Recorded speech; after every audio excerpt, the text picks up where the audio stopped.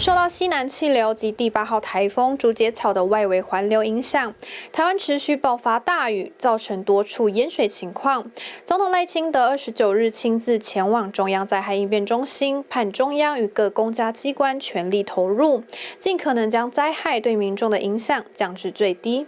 后续台风会还有可能会再到，那大雨也是一样哈。在上一次当然是台风。民众的房屋受创，那如果台风跟下雨继续来的话，势必造成很重大的影响。所以我想请中央工程单位或地方政府，有一些公家的工程工作可以先调度人力来帮助民众修复，那中央会来协助经费。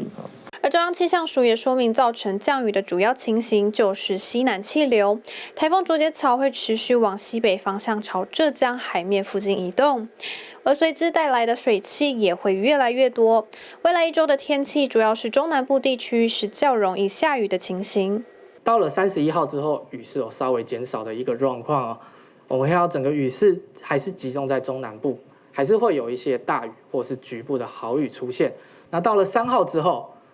环境的西南风水汽带来水汽又变得更加多了。我们可以看到，其实在西半部地区都很容易下雨哦，尤其是中南部地区出现豪雨的范围，可能也会比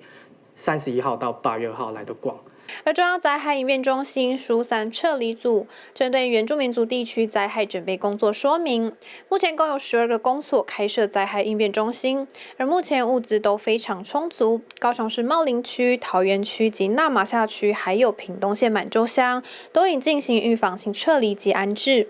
气象署也提醒，3日起西南风会再度增强，中南部仍需要注意大雨或局部豪雨，一定要持续关注最新的气象资讯。